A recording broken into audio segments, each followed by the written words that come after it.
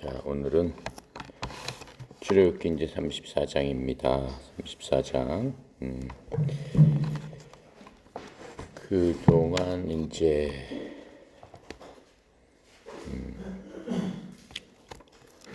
모세가 시내산에서 올라가서 하나님으로부터 계명의 돌판을 받는 동안 시내산 밑에 모여있던 이스라엘 백성들이 하나님을 배반하는 광경을 우리가 봤습니다.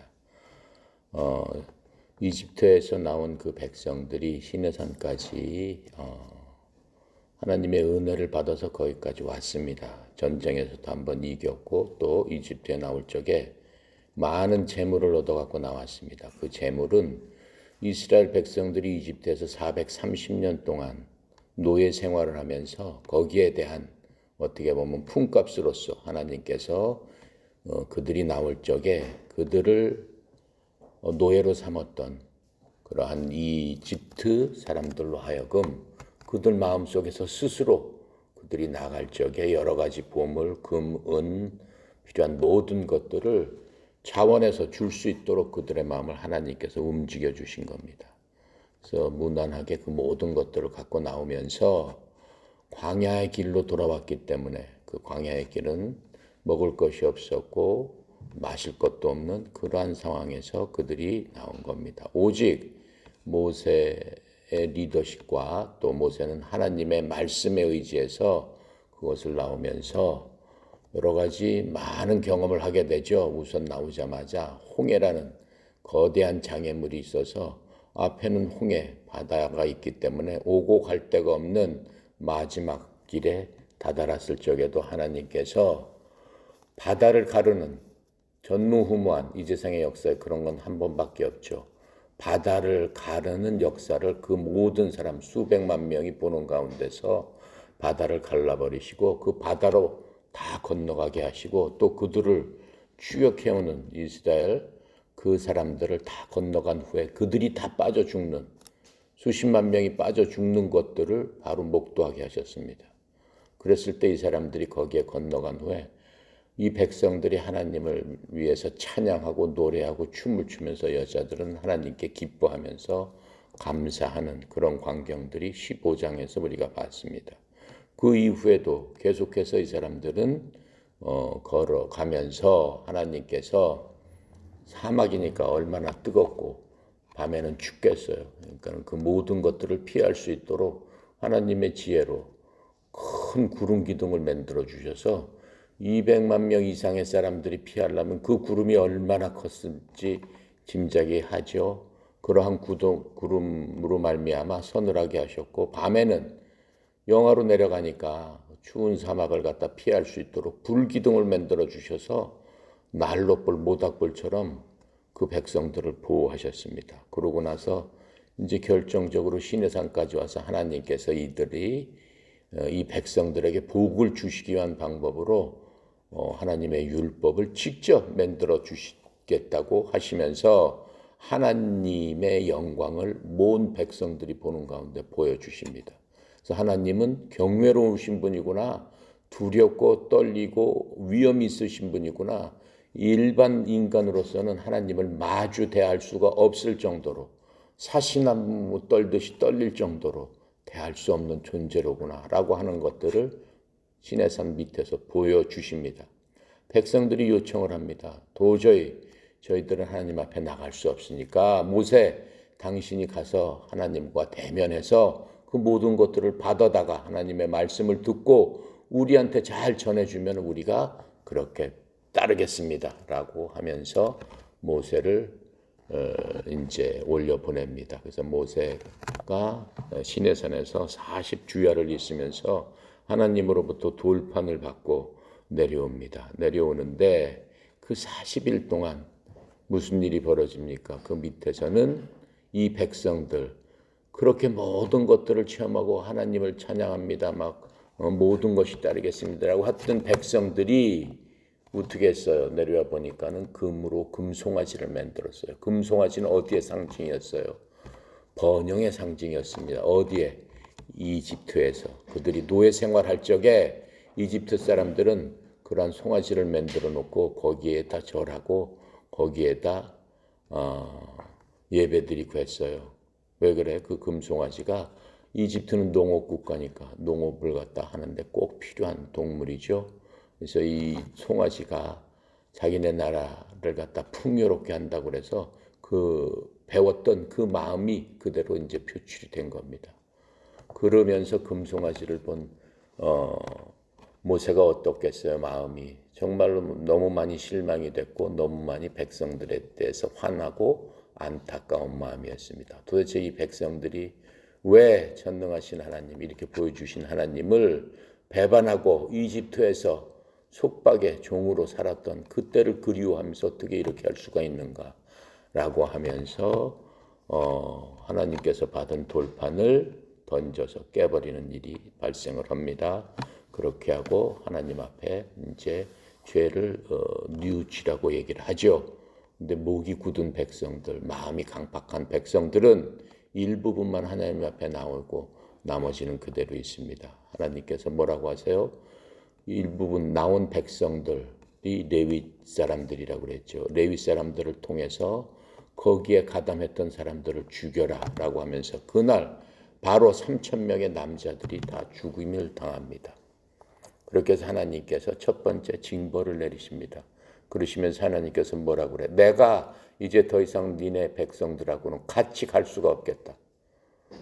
혹시 내가 다시 한번 이런 꼴을 니네들이 하는 것을 보게 되면 그때는 3,000명이 아니라 전부를 죽여버릴 수밖에 없기 때문에 나는 니네들하고 같이 안 가겠다.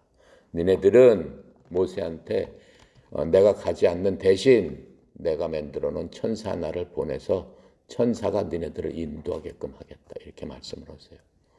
그것도 왜 그 사람들을 인도하게끔 한다는 거예요. 하나님께서 누구하고 약속했어요? 그 사람들의 조상인 아브라함, 야곱 이런 사람들하고 약속한 게 있기 때문에 그 약속 때문에 내가 천사를 보내서 내가 한 얘기는 지키겠다 이렇게 말씀을 하세요. 그때 모세가 어떻게 얘기를 합니까? 하나님 안 됩니다라고 얘기해요. 하나님 이 백성을 버리시면 어떡하겠습니까? 하나님께서 이 백성을 하나님의 백성으로 삼아 주신다고 하지 않았습니까? 하나님 그때 말씀하셨던 그것들을 기억해 주시면 안 되겠습니까? 라고 하나님 앞에 기도하고 간구하고 하나님 앞에 엎드려서 죽기로 간구합니다. 얼마만큼 간구를 했냐면은 하나님 그렇게 하실 거면은 저를 그냥 지옥에 버리세요. 저를 죽이시고 저한테 죄를 물으시고 저를 지옥에 버리세요. 이렇게 말씀하십니다. 모세가 그렇게 얘기합니다. 하나님께서 그 말을 들으세요. 들으시고 모세의 기도에 응답을 해주십니다. 그래 알았다. 내가 내 마음을 돌이켜서 네 기도에 응답을 해주마. 기도의 응답이 뭐예요? 내가 다시 니네들을 이끌고 가겠다라고 하는 그 말씀을 해주시는 겁니다. 그렇게 하시면서 하나님께서 이 백성들을 다시 한번 내가 죄를 사하여 주마 이렇게 말씀하세요. 죄를 사하여 주지만 어때요? 그 죄에 대한 벌은 받아야 된다라고 말씀하세요.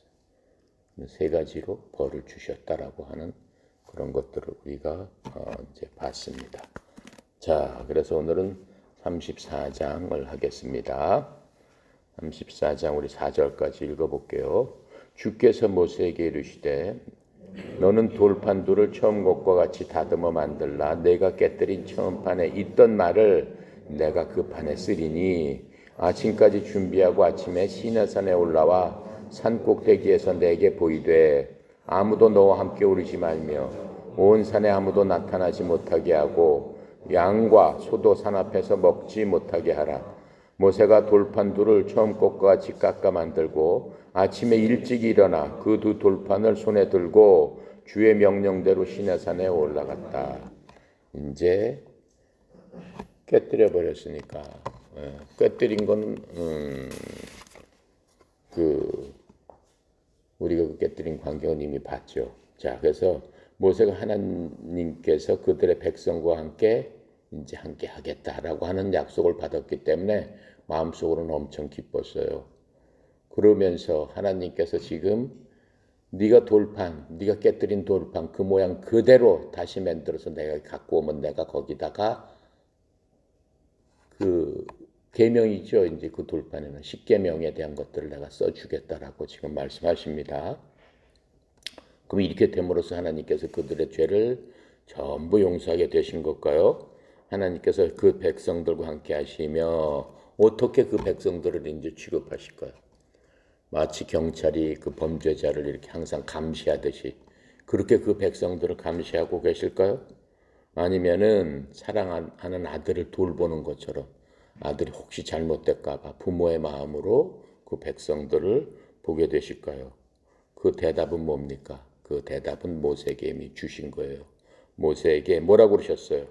2개의 새로운 돌판을 내가 다시 만들어 주마.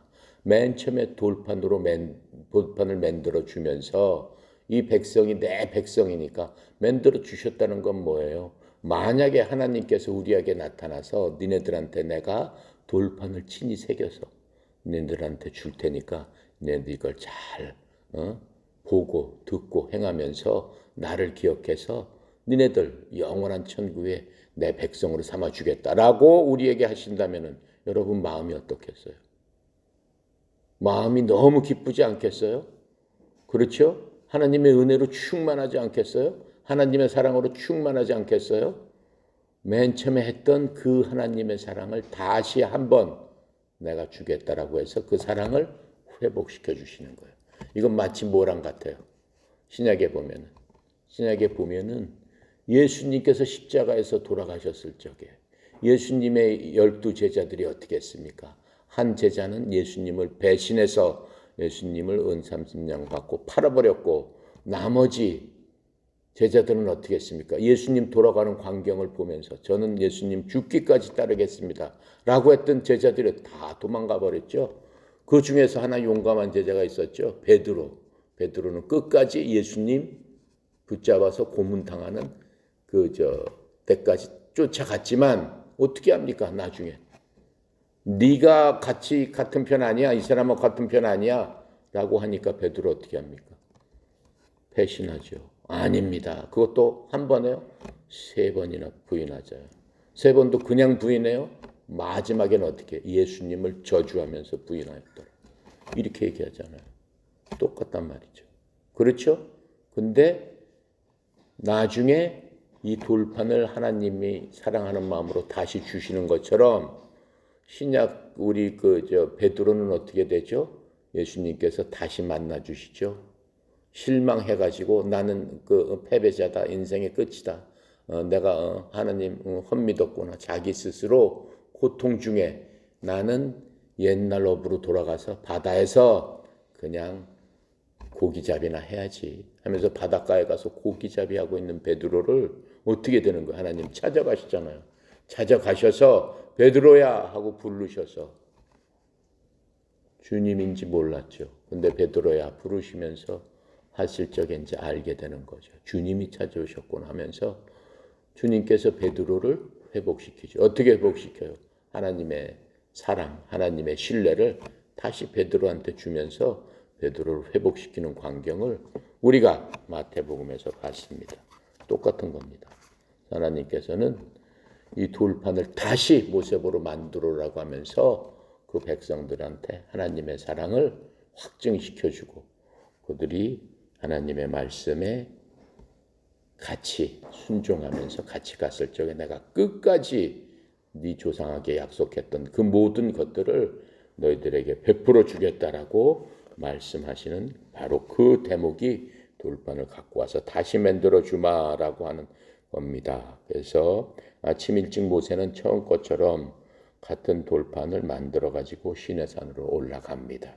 시내산에서 이제 올라가면서 자, 5절부터 우리 7절까지 볼까요? 주께서 구름 가운데서 강림하사 그와 함께 거기 서서 주의 이름을 선포하실세 주께서 그의 앞으로 지나시며 선포하시되 여호와라 여호와라 자비롭고 은혜롭고 노하기를 더디하고 인자와 진실이 많은 하나님이라 인자를 천대까지 베풀며 악과 과실과 죄를 용서하리라 그러나 별을 면제하지는 아니하고 하나님의 악행을 아버지의 악행을 자손 3, 4대까지 보응하리라. 이제 모세를 부르시면서 하나님은 어떠하신 분인가를 알려주는 겁니다. 지금 여기서 이 7절에 인자를 1000대까지 베풀며 악과 과실이라는 건 뭔가 잘못하는 일이죠. 뭔가 실수로 했던 고의로 했던 잘못한 그런 일들과 또 죄를 용서하겠다. 죄를 지면은 죄값은 뭐라고 그랬어요? 사망이라고 그랬어요. 죄를 지면은 하나님은 공의로운 분이시기 때문에 거기에 합당한 뭐를 요구하시는 거예요? 벌을 요구하시는 거예요. 거기에 합당한 것들을 하나님께 드려야지만 그게 공의로운 거예요. 죄를 졌는데 어떤 사람은 봐주고 어떤 사람은 안 봐주고 하면 그게 공의롭다고 할 수 없잖아요. 죄를 지면 누구나 합당한 벌을 받아야 되는데 벌을 면제하지는 아니하고 어떻게? 내가 아버지라면 내가 잘못했으면 내가 잘못한 것에 대해서 자손 3, 4대까지 어떻게 하리라? 보응하리라. 이렇게 말씀하고 계세요.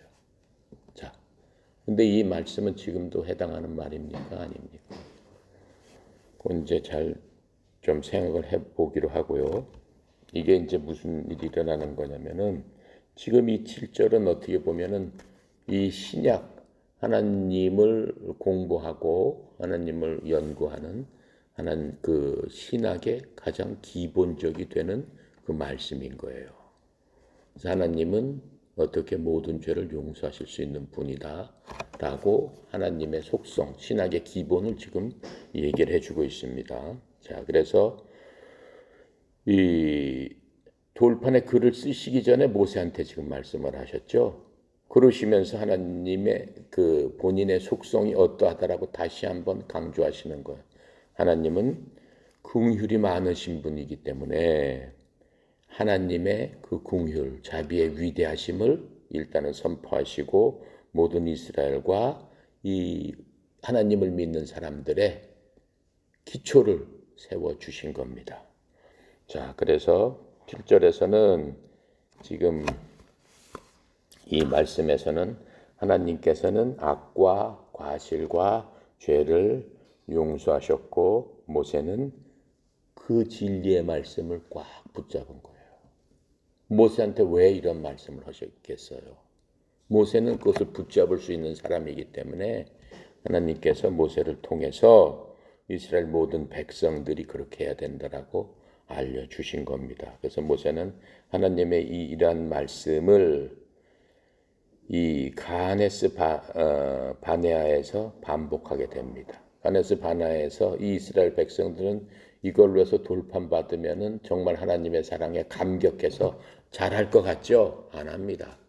또 안 해요. 또 우상 숭배를 합니다. 가네스 바네아에서 이제 이런 일들이 생겼을 적을 다시 기억을 시킵니다.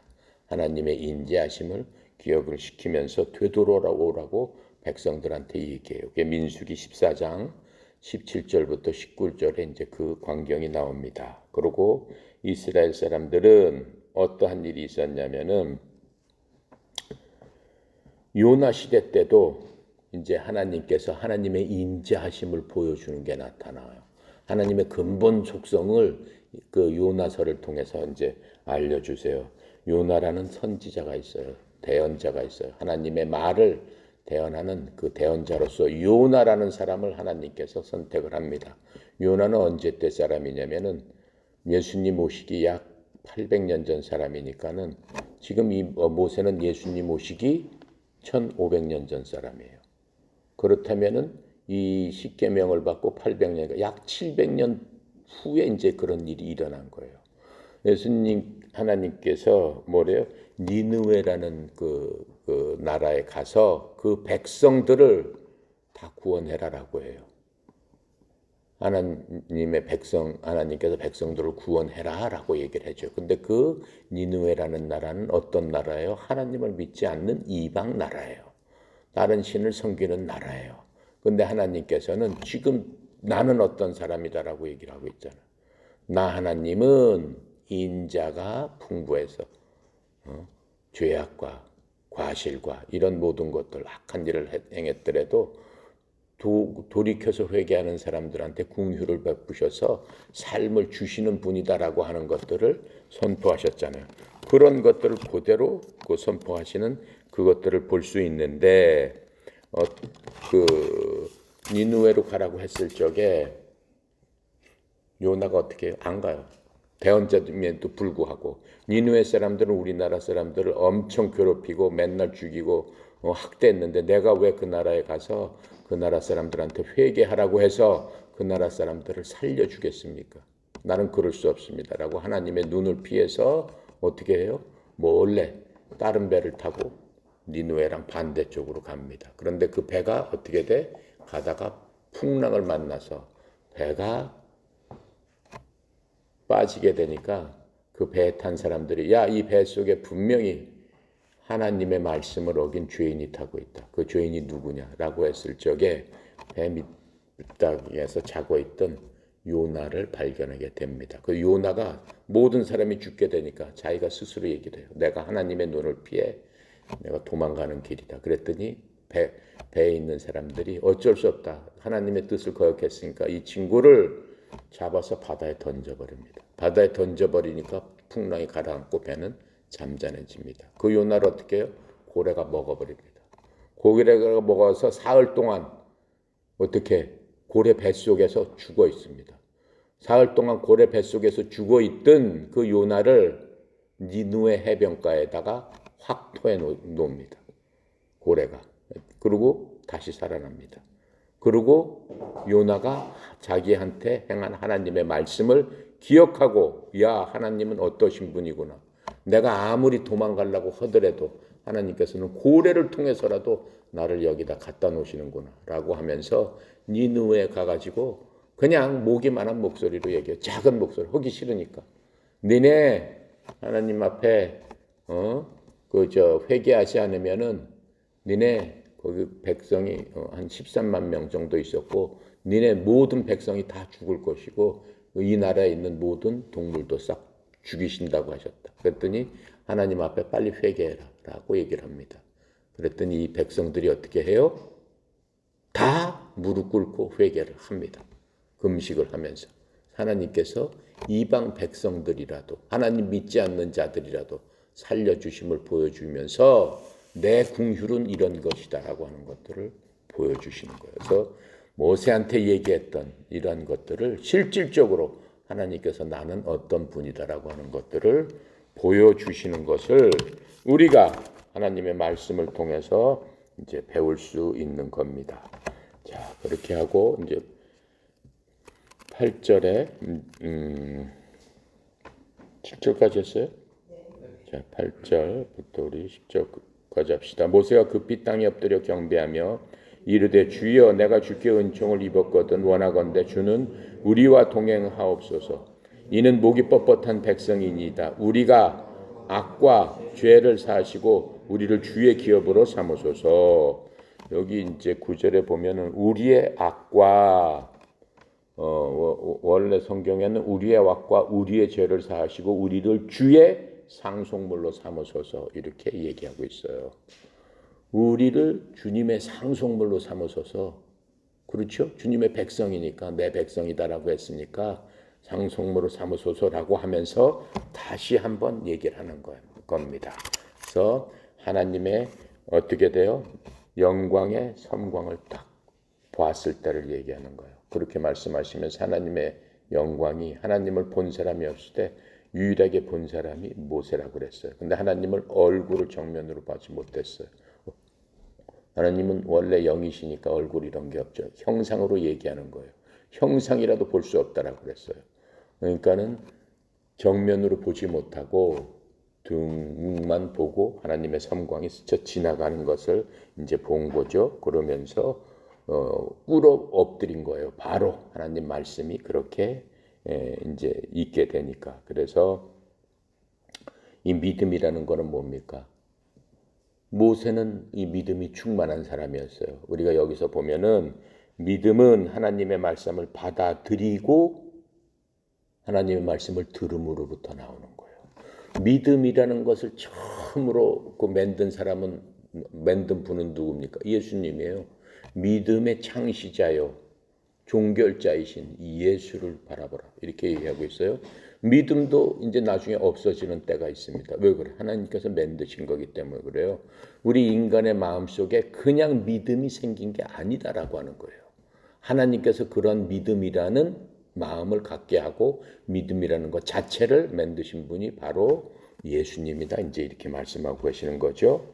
자, 그러면서 이 믿음, 하나님께서 만든 믿음은 어떻게 구성이 되는 거냐면은 하나님의 말씀을 듣고 들음으로부터 시작되는 거예요. 모든 믿음은 들음으로부터 시작되는, 아싸리 듣지 않으면 믿음이라는 거는 생겨날 수가 없는 겁니다.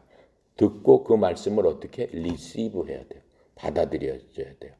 여러분이 뭐예요? 배구공이 딱 오면은 리시브 한다고 그러잖아요.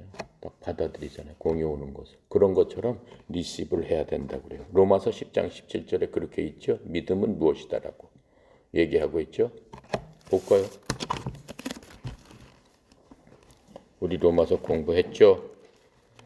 로마서 10장 7절 보면은, 그러므로 믿음은 들음에서 나며 들음은 그리스도의 말씀으로 말미암았느니라.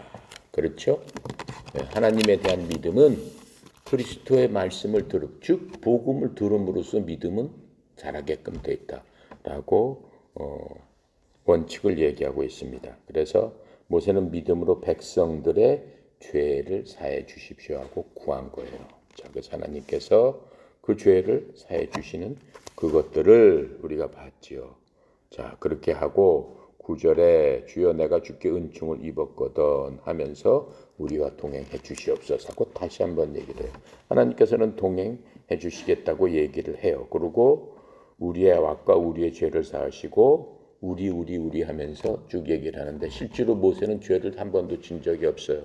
하나님의 말씀에 거역한 적도 없어요. 근데 자기가 온 백성을 대표해서 그 죄인으로서의 상징성을 본인이 나타내면서 하나님께 이제 간구하는 그러한 것들이 나오죠. 성경에 보면은 에스겔이나 다니엘 같은 사람, 하나님의 대언자들도 자기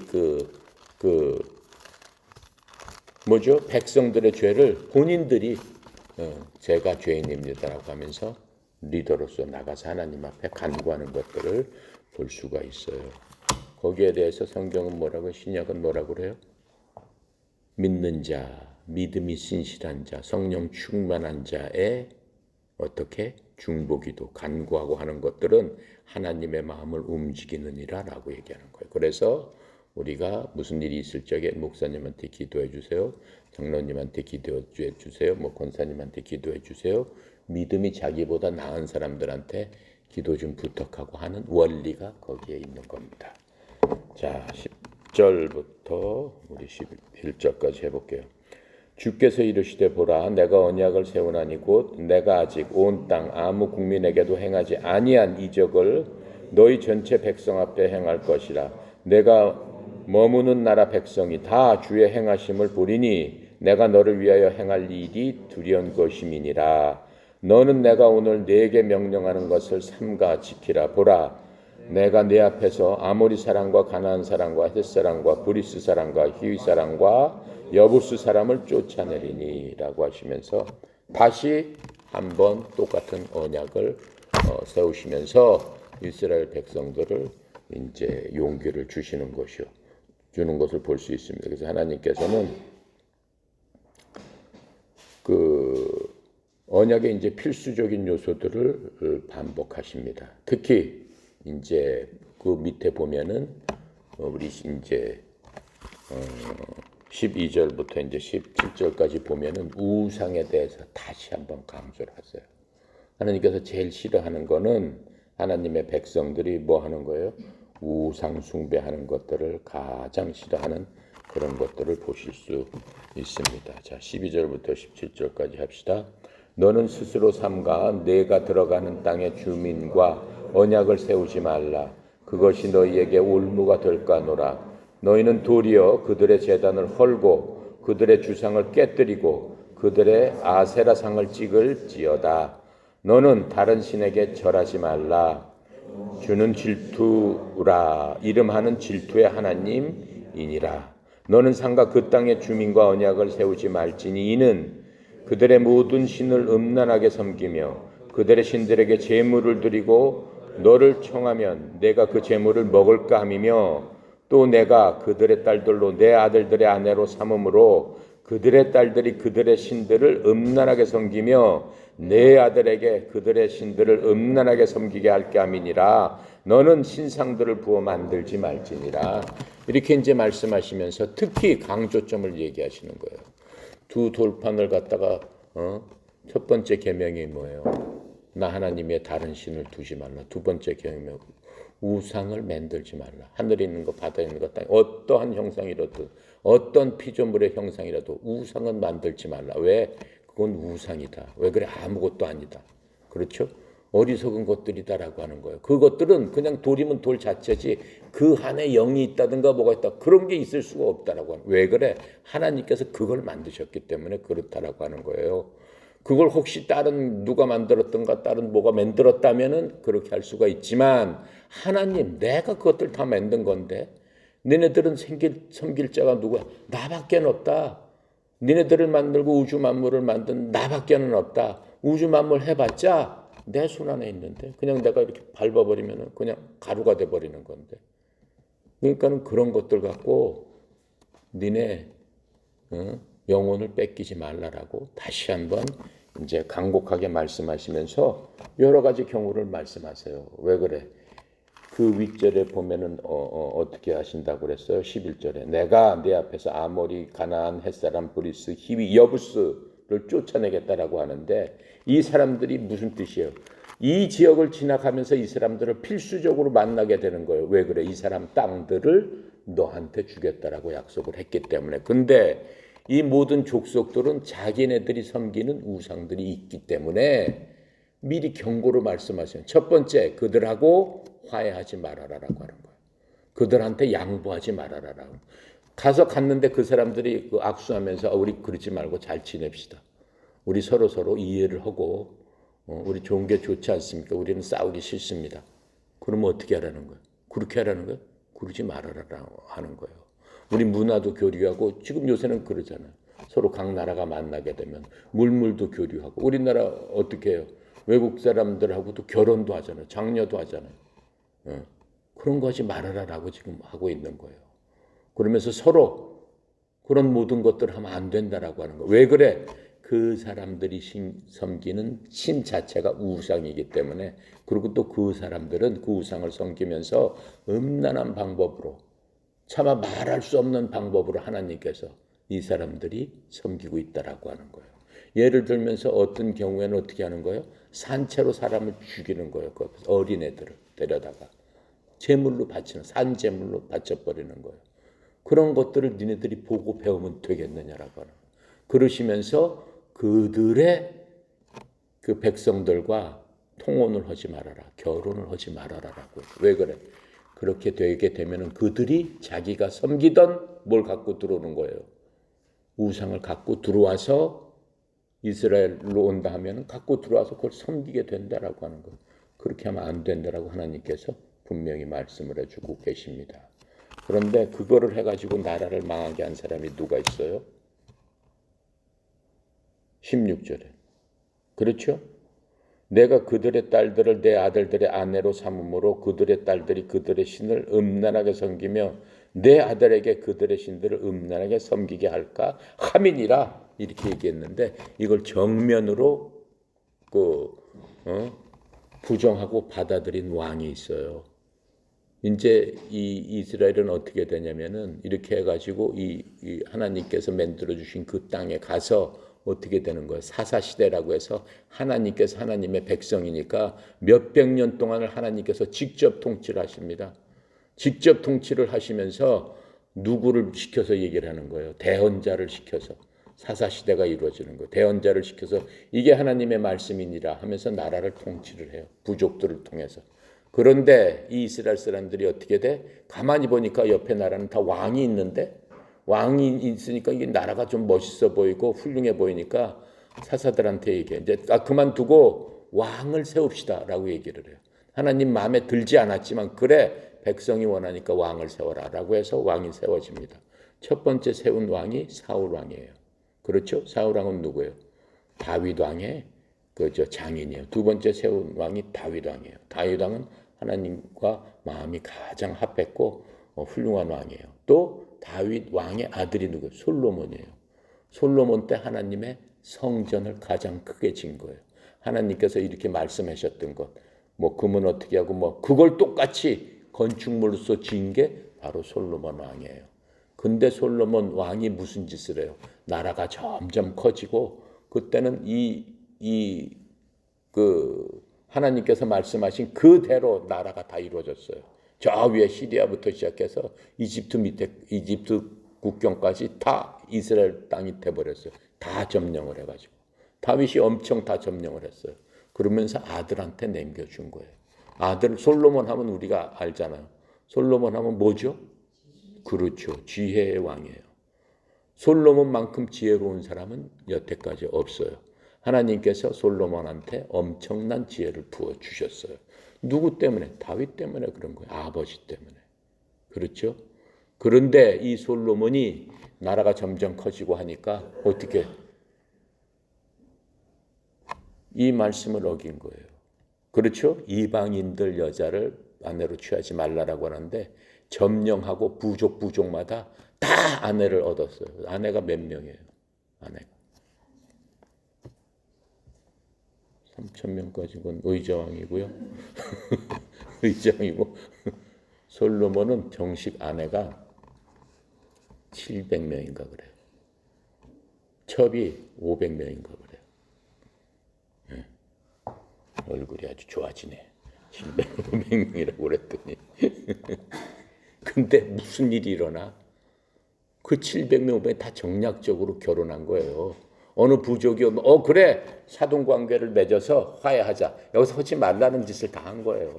그래 너도 사돈관계 하자. 그러면서 무조건 근데 그 사람들이 어떻게 자기 우상을 갖고 와서 다 전국에다 다 그냥 우상을 만들어 버린 거예요. 근데 솔로몬이 그 부인이 여기서 이 말하고 똑같이 해요. 내 아들에게 그들의 신들을 음란하게 섬기게 할게 아니니라. 솔로몬을 데리고 와서 이거 우리 부족에서 갖고 온 그 신전입니다. 같이 가시죠. 같이 가는 거예요. 거기서 같이 가서 절도 하고.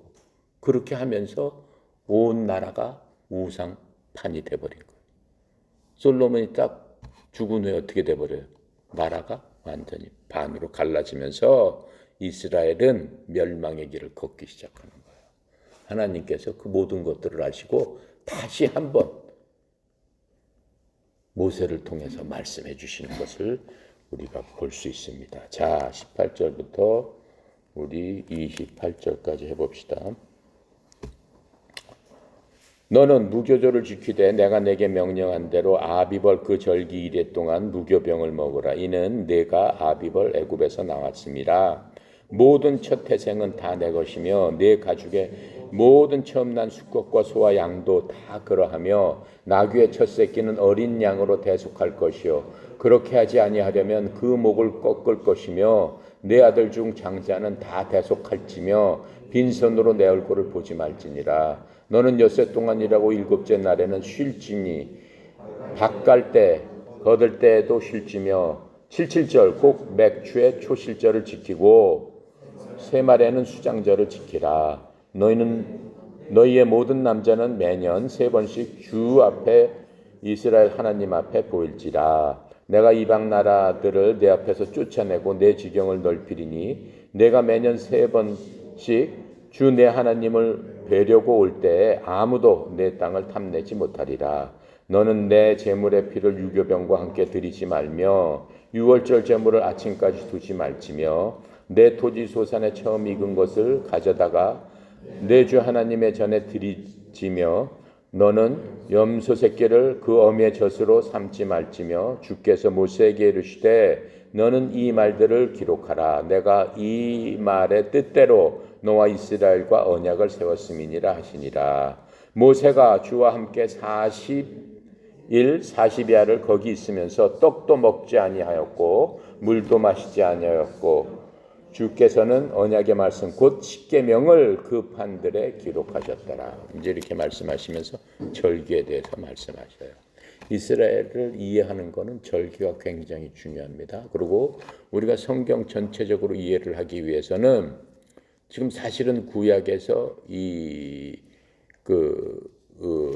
하나님 앞에 드리는 그 성막, 그것을 이해하지 못하면은 성경을 이해하기 힘들어요.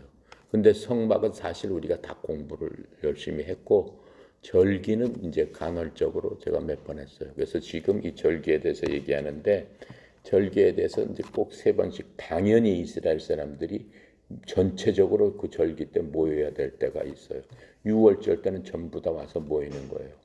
예수님도 마태복음에 보면은 낳자마자 이제 아기를 데리고 예수님의 어머니 마리아하고 요셉이 그 절기에 따라 6월절 그때 따라 아기를 데리고 올라가고 하는 그런 것들을 보고 알 수 있습니다. 그래서 성경을 전반적으로 알기 위해서는 절기를 꼭 알아야 되는데, 절기에 대해서는 제가 구체적으로 한 시간을 할애를 해서 따로 하겠습니다. 절기는 이런 것들이 있고, 그 절기가 상징하는 것이 무엇이고, 그 절기는 무엇 때문에 지키는가라고 하는 것들을 이제 따로 얘기를 한번 하도록 하겠습니다. 그래서 드디어 이제 주님께서는 십계명의 돌판을 다시 새 것을 만들어 주시는 놀라운 은혜를 이제 보여주고 계십니다. 자, 그래서 우리가 지금 여기서 생각할 수 있는 거는 지금 하나님의 은혜로 모세는 자신의 목적을 사실은 달성을 했어요. 하나님이 끝까지 함께 가셔야 된다라는 거하고, 하나님께서 이 백성들을 용서해 주시기를 구하는 그 모든 것들을 하나님께서 하나님의 은혜와 긍휼로 말미암아 다 오케이 하신 것을 우리가 볼 수 있습니다. 그리고 이제 두 번째 둘판을 들고 이제 백성들한테 이제 가는 이제 그런 광경을 보게 되는 거죠. 자, 마지막 갑시다. 29절부터 마지막 절까지 해봅시다. 모세가 그 증거의 두 판을 모세의 손에 들고 시내산에서 내려오니, 그 산에서 내려올 때 모세는 자기가 주와 말하였음으로 말미암아 얼굴 피부에 광채가 나나 깨닫지 못하였더라. 아론과 온 이스라엘 자손이 모세를 볼 때 모세의 얼굴 피부에 광채가 남을 보고 그에게 가까이 하기를 두려워하더니, 모세가 그들을 부르매 아론과 회중의 모든 어른이 모세에게로 오매 모세가 그들과 말하니, 그 후에야 온 이스라엘 자손이 가까이 오는지라. 모세가 주께서 시내산에서 자기에게 이르신 말씀을 다 그들에게 명령하고, 모세가 그들에게 말하여 일을 마치고 수건으로 자기 얼굴을 가렸더니, 그러나 모세가 주 앞에 들어가서 함께 말할 때에는 나오기까지 수건을 벗고 있다가 나와서는 그 명령하신 일을 이스라엘 자손에게 전하며, 이스라엘 자손이 모세의 얼굴에 광채를 보므로 모세가 여호와께 말하러 들어가기까지 다시 수건으로 자기 얼굴을 가렸더라. 자, 이게 좀 이상한 광경이에요. 모세는 사실은 거의 80일 동안을 먹지 않고 어떻게 한 거예요? 시내산에 있었던 거예요. 맨 처음 40일 주야를 먹지 않고 주님과 같이 있다고 그랬어요. 내려오자마자 돌판 깨뜨리고 다 정리하고 하나님 앞에 다시 간구하고 땅에서 저거 하면서 다시 40일 동안을 다시 가서 먹지 않았어요. 밤낮으로 하나님 앞에 기도하고 먹지 않고 하나님의 말씀에 순종하겠습니다라고 하고 했던 40일을 다시 있었으니까는 어떻게 보면 80일 동안 하나님의 임재 안에서 금식하고 기도했다라고 하는 것들을 성경에서 말씀하고 계세요. 그리고 거기서 하나님의 영광의 광채를 보게 된 거죠. 광채가 보게 된 광경은 우리가 성경에서 지금 읽었습니다. 그래서 모세가 얼굴이 빛났다고 그랬어요. 그러니까 본인은 몰랐죠. 하나님과 같이 있었을 적에는 본인 얼굴이 빛났는지 뭐 했는지 몰랐는데, 보니까는 사람들이 네 얼굴이 왜 이렇게 빛납니까? 라고 하고 얼굴을 마주대하기가 힘들 정도였다라고 했으니까 같이 있으면서 하나님의 영광이 어떻게 모세한테 이렇게 전달됐다라고 하는 그러한 것들을 우리가 볼 수 있습니다. 자, 그래서 이제 모세가 계속 베일을 썼죠. 그냥 보기가 어려우니까 베일을 썼어요. 그러면서 계속 베일을 썼습니다. 근데 그 영광의 광채가 계속 있었겠어요? 사라지지 않았겠어요? 사라집니다. 영광의 광채가. 그렇게 계속 있는 게 아니에요. 모세가 베일을 쓴 데는 두 가지가 있어요. 첫 번째, 얼굴에 빛이 났기 때문에 썼고, 두 번째, 얼굴에 빛이 없어졌기 때문에 쓴 거예요. 그 두 가지 이유가 거기에 다 있습니다. 자, 그렇다면은 거기에 대해서 설명을 해주고 있는 규절이 있어요. 신약에 대한 모든 것들은 구약에 대한 모든 신약에 설명을 해준다고 그랬죠. 고린도 후서 3장 볼게요.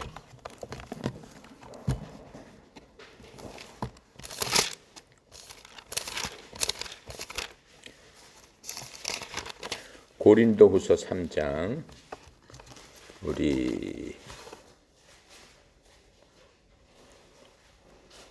7절부터 우리 읽어보겠어요. 고린도 3장 우리 좀 긴데 3장 7절부터 18절까지 거기에 대해 설명이 있어요. 자, 읽어봅시다. 돌에 써서 새긴 죽게 하는 율법 조문의 직분도 영광이 있어 이스라엘 자손들은 모세의 얼굴에 없어질 영광 때문에도 그 얼굴을 주목하지 못하였거든. 이게 무슨 얘기예요? 이 율법 조문을 하나님 앞에 받았단 말이에요. 그 율법 조문이라는 거는 우리가 뭐라고 배웠어요? 하나님의 율법, 십계명이라는 거는 죄를 죄되게 하는 거지 죄를 없애주는 게 아니다라고 얘기했어요. 율법 조문은 거울과 같은 것이다라고 얘기했어. 율법 조문을 비춰가지고 내가 한 죄를 갖다가 지울 수가 없어요. 율법 조문은 죄를 죄되게 하는 거야. 율법을 통해서 사람을 죽게끔 하는 게 바로 율법 조문이에요. 그러니까 율법 조문을 보면 내가 뭘 잘못했구나라고 하는 것을 새록새록 느끼게 하는 것이다 라고 하는 거예요. 그런데 이 율법 조문이 어쨌다는 거예요?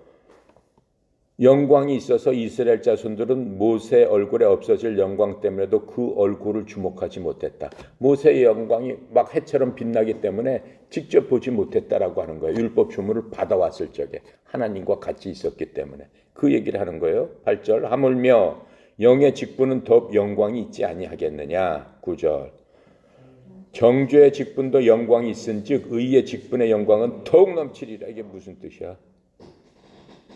율법은 정죄의 직분이에요. 율법은 뭐 하면 죽고 뭐 하면 죽고 뭐 하면 죽고 다 그거예요. 뭐 하면 잘못된 거고 뭐 하면 잘못 다 그거예요. 율법 쫙 읽어보면은 우리 쭉 봤잖아요. 뭐 남의 밭에 들어가면 어떻고 뭐 소가 들어가면 어떻고 뭘 실수로 해서 남을 넘어뜨려서 순 그런 얘기예요. 그렇지만은 그렇게 이 죄를 갖다가 어떻게 하면 없어지고 이렇게 하면 봐주고 어떻게 하면 다시 살아주고 죄인들도 죽을 것인데 어떻게 하면 그런 얘기가 있어요? 없어요. 그런데 여기서 뭐라고 얘기해요? 영의 직분은 더욱 영광이 정죄의 직분도 영광이 있은즉 의의 직분은 영광이 더욱 넘치리라. 의의 직분은 누구를 얘기하는 거예요? 의의 직분. 예수님으로 받은 직분을 얘기하는 거예요. 우리는 의롭다함을 얻은 자란 말이에요. 칭의를 받은 사람이란 말이에요. 그러니까 예수님 믿는 사람은 전부 다 의의 직분을 받은 사람이란 말이에요. 그러니까 모세는 율법의 직분을 받았는데도 얼굴에 빛이 나가지고 사람들이 볼 수 없을 정도인데, 근데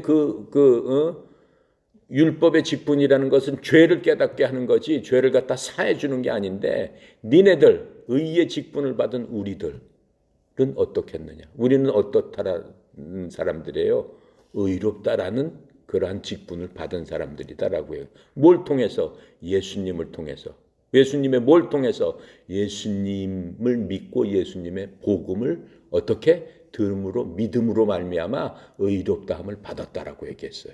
아까 믿음은 어디서 온다고 그랬어요? 로마서 10장 17절에 믿음은 들음에서 온단 말이에요. 그렇죠? 뭘?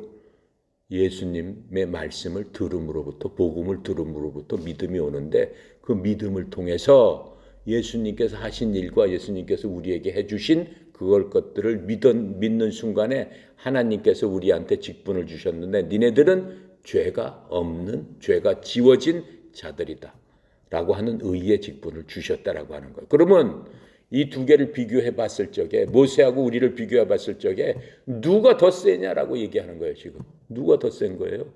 의의 직분을 받은 우리가 더 센 거지. 모세는 죄를 간직하고 있었던 거고, 율법을 통해서 죄를 죄되게 한 거고, 우리는 뭐예요? 예수님을 통해서 죄를 없애버리는 그런 것들이다. 그런 것들을 갖고 있기 때문에 훨씬 더 반짝여야 되지 않느냐라고 지금 말씀을 하고 있는 겁니다. 자, 10절에 영광 되었던 것이 더 큰 영광으로 말미암아 이에 영광 될 것이 없으나 없어질 것도 영광으로 말미암은즉 길이 있을 것은 더욱 영광 가운데 있으리라. 없어질 것이 뭐예요? 모세의 반짝반짝거리는 거는, 베일을 쓴 거는 바로 없어진다라고 하는 거예요. 근데 우리는 어때요? 계속 남아있는다라고 지금 얘기하고 있죠. 12절 우리가 이같이 소망이 있으므로 담대히 말하노니, 13절 우리는 모세가 이스라엘 자손들에게 장차 없어질 것의 결국을 주목하지 못하게 하려고 수건을 그 얼굴에 쓴 것 같이 아니하노라. 그렇죠. 모세가 얼굴을 수건에 쓴 이유를 지금 얘기해 주고 있는 거예요. 바울이. 모세는 뭐라고 그래? 이스라엘 자손들에게 장차 없어질 것의 결국. 장차 없어질 것의 결국이라는 건 뭐예요? 얼굴을 보면은 빛이 났었는데 하루하루 지나가면서 그 빛이 쇠해져서 그냥 평범하게 없어질 최후의 것, 그것에 주목하지 못하게. 왜? 만약에 백성들이, 그 리더가 맨 처음에 막 얼굴이 번쩍 빛나고 하나님의 영광이 있어가지고 야 대단하다라고 하고 그 리더를 갖다 막 존경했는데, 날이 갈수록 빛이 바래면서 없어져 버렸단 말이야. 그럼 리더를 어떻게 생각을 하겠어? 왜 아주 하나님이 떠났나 보네. 옛날에 참 신령하고 뭔가가 막 충만한 것 같은데 야 이제 아닌가 보네. 힘이 빠졌나? 이렇게 생각하지 않겠어요? 그거를 못하게 하도록 어떻게 했다는 얘기예요. 베일을 계속 뒤집어 썼다라고 하는 거예요. 지금. 그렇죠? 자, 14절 그러나 그들의 마음이 완고하여 오늘까지도 구약을 읽을 때에 그 수건이 벗겨지지 아니하고 있으니 그 수건은 그리스도 안에서 없어질 것이다. 무슨 뜻이야? 아직도 그 성경을 읽는 사람들이 마음이 어떻게 강팍해가지고 하나님의 말씀을 받아들이지 못한다라고 하는 거예요. 예수를 제대로 믿지 못하는 그러한 사람들이 있다라고 하는 거예요. 어떻게? 그래서 그 수건이 벗겨지지 아니하고 율법으로 가려져 있다라고 하는 거예요. 율법적인 생각을 계속한다라고 하는 거예요. 지금 뭐예요? 제사장 제도를 계속 주장을 하고 있고, 그렇죠? 이 성전에 가야지만 구원이 있다라고 얘기를 하고 있고, 제사장이 뭔가 우리의 죄를 어떻게 없애준다고 생각하고 있고, 아니다라고 하는 거예요. 그런 건 벗어버려야 된다라고 하는 거예요. 뭘로 입어야 돼? 예수님의 말씀 복음으로 입어야 된다라고 지금 얘기를 하고 있는 거예요. 자, 그러면서 15절 오늘까지 모세의 글을 읽을 때 수건이 그 마음에 덮였도다. 그러나 언제든지 주께로 돌아가면 그 수건은 벗겨지리라. 왜? 주께로 돌아가면 주님께서 마지막에 뭐라고 그러셨어요? 돌아가시면서 내가 다 이루었다. 내가 온 것은 이 율법을 폐하러 오셨느니라고 하시면서 휘장을 위에서부터 아래까지 딱 갈라버리시면서 법궤가 보이지 않았겠어요? 하나님의 임재가 그대로 드러나지 않았겠어요? 누구한테 드러나? 모든 사람한테. 옛날에는 그 법궤로 들어갈 수 있는 사람은 뭐야? 성소에 일반 백성이 들어갈 수 있어요? 하나님을 믿는 사람이 들어갈 수 있어요? 못 들어가요. 구약에도 하나님 믿는 사람이 얼마나 많았겠어요? 우리처럼. 못 들어가요. 누구만 들어가? 하나님께서 지정하신 제사장. 또 제사장 중에서도 하나님의 임재 가운데 가는 건 단 한 사람, 누구? 대제사장만이 들어갈 수 있었다라고 하는 거죠. 그런데 지금 어떻게 말씀하시는 거예요? 아니다라고 하는 거예요. 예수님께서 오셔서 나는 이 모든 것들을 다 없애버리고 다 완성시키려 왔다. 그 모든 것들이 나쁜 건 아닙니다. 그것도 하나님의 은혜입니다. 하나님의 사랑입니다. 왜 그래? 이방인들하고 완전히 구별을 시켰잖아요. 하나님의 백성으로서 하나님을 섬길 수 있는 방법을 알려줬잖아요. 그림으로 알려줬어요. 그게 얼마나 큰 사랑이에요. 근데 이제는 그건 불완전하다라고 하는 거예요. 내가 와서 완전하게 해주겠다라고 하는 거예요. 완전하게 해주는 대신 나도 큰 희생을 치른다라고 하시는 거예요. 무슨 희생을 치러? 하나님이신 그분, 그 법궤하고 이 모든 것들 구름으로 이 백성들을 갖다가 이끌고 가셨던 그 예수님께서 인간으로 오셔가지고 니네들하고 똑같은 몸으로 와서 인간의 고통과 고민과 이 모든 것들을 내가 체험해야 되겠다라고 하시면서 체험을 하시면서 그 마음을, 인간의 마음을 먼저 아시고 모든 것들을 내가 완성을 하겠다라고 하시면서 내가 니네들을 위해서 마지막 제물이 되겠다. 하나님께 드리는 무슨 제물이라고 그랬어요? 유월절 양이 되겠다. 우리가 배웠잖아요. 유월절 때. 그렇죠? 유월절 양을 통해서 죽음의 사자가 양피를 바른 모든 식구들의 사망을 어떻게 넘어가게 했잖아요. 내 피를 발라라라고 하시는 거예요. 너네들이. 그러시면서 내가 이 땅에 와서 이제 마지막으로 다 이뤘다는 건 뭐예요? 물과 피를 다 주고 돌아가시는 게 다 이루는 거예요. 희생 제물이 되신 거예요. 어린 양으로서 번제단에서 어떻게 죽은 그런 양처럼 아세살 양처럼 돌아가시는 거예요. 그러시면서 휘장을 갈라버리시면서 이제는 나를 통해서 니네들이 나를 밟고 직접 가라라고 하는 거예요. 그래서 내가 길이요 진리요 생명이다. 나로 말미암지 않고는 아버지께 올 자가 아무도 없느니라. 이렇게 말씀하시는 그 모습을 우리가 볼 수 있어요. 그게 바로 이 얘기를 하는 거예요. 17절에 주는 영이시니 주의 영이 계신 곳에는 자유가 있느니라. 드디어 우리는 자유가 있는 거예요. 자, 18절. 우리가 다 수건을 벗은 얼굴로 거울을 보는 것 같이 주의 영광을 보매 그와 같은 형상으로 변화하여 영광에서 영광에 이르니 곧 주의 영으로 말미암았느니라. 이해가 가시죠? 이렇게 하시면서 하나님께서 어떻게 하시는 거예요? 백성들에게 용궤를 주시는 거예요. 그러면서 이제 모세는 그 백성들이 어떻게 그 영광이 없어지는 거 보고 마음이 흔들릴까 봐 끝까지 베일을 가려놓고 있는 것들을 우리가 볼 수 있습니다. 그 부분에 대해서 제가 이제 말씀드린 것들이 고린도후서에서 자세하게 설명을 해주고 있는 거예요. 신약하고 구약하고 대비해서 그러면서 우리한테 말씀하고 있는 거예요. 모세 때 그 백성들, 모세 자신 그 모든 것들을 봐라. 이렇게 말씀하고 이제 너희들은 얼마나 자유롭냐. 그 자유의 율법의 속박에서 벗어나서 내가 자유를 주었으니까 자유를 누려라. 그렇죠? 그렇게 말씀하고 계시는 겁니다. 자, 다 했죠? 34장 끝까지 우리 했죠? 네, 기도하고 마칩니다. 감사하시고 거룩하신 아버지 하나님, 참으로 하나님의 은혜의 영광을 찬양합니다. 많이 있어도 하나님께서 우리에게 베푸신 그 사랑, 정말로 저희들이 이 출애굽기를 공부하면서 이스라엘 백성들 참 하나님께서 모든 수억의 사람들 중에서 택하시고 또 고르신 그 백성들, 그 사람들이 하나님을 대하는 그런 모든 것들이 우리에게 교훈이 되어서 우리는 정말로 그렇게 하는 그러한 백성들이 아니요 하나님의 자녀로서 우리의 신분을 삼아 주셨사오니 하나님의 자녀답게 예수의 형상, 그리스도의 형상 담는 저희들 되게 하여 주시옵소서.